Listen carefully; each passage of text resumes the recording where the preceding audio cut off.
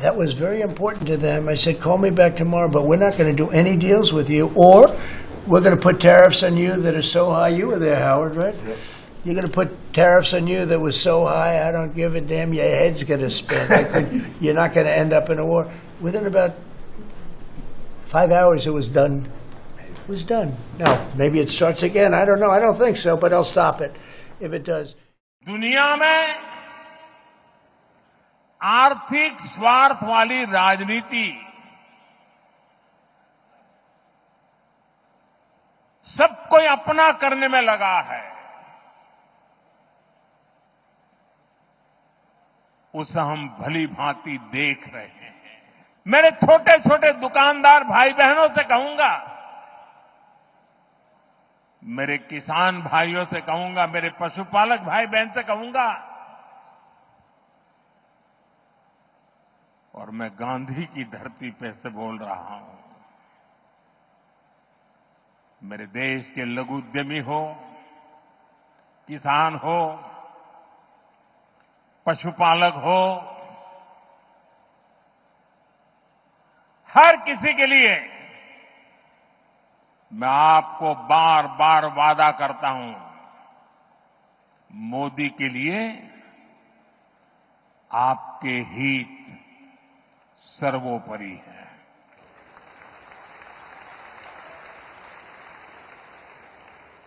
मेरी सरकार लघु उद्यमियों का, किसानों का, पशुपालकों का कभी भी अहित नहीं होने देंगी। दबाव कितना ही क्यों ना आए, हम झेलने की अपनी ताकत बढ़ाते जाएंगे। I have not had a personal interaction with the President of the United States. I have asked for bilateral meeting with the President of Russia. I have had meetings with bilateral meetings with the Prime Minister of the UK then and now. The Prime Ministers in the region are all together with this concept. Prime Minister Modi echoed our sentiments and the concept when we spoke yesterday. President Xi Jinping of China, in our discussion also earlier this year and also last year, has taken it up.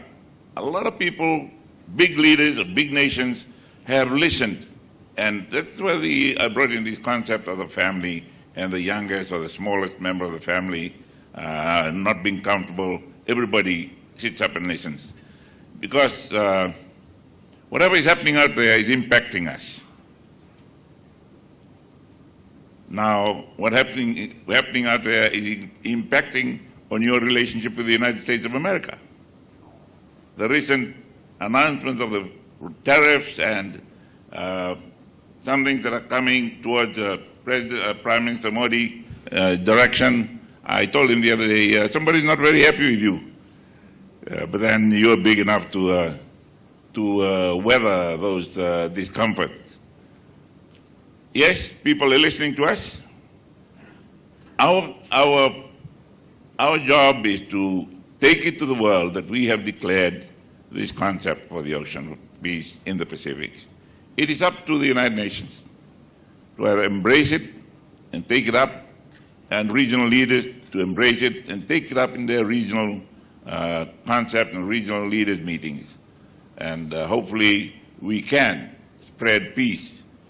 When I was a peacekeeper with the United Nations, I wondered, why did the United Nations call us peacekeepers when there was no peace to keep? We couldn't even enforce peace, but we were called peacekeepers. I spent 4 years keeping the peace, or trying to keep the peace that was non-existent in the Middle East. We were just beginning to see stability, and then it erupted again. So hopefully more people will sit up and listen and practice that you can resolve differences through dialogue, you can regional consensus, and collective collaboration for peace. Vinaka.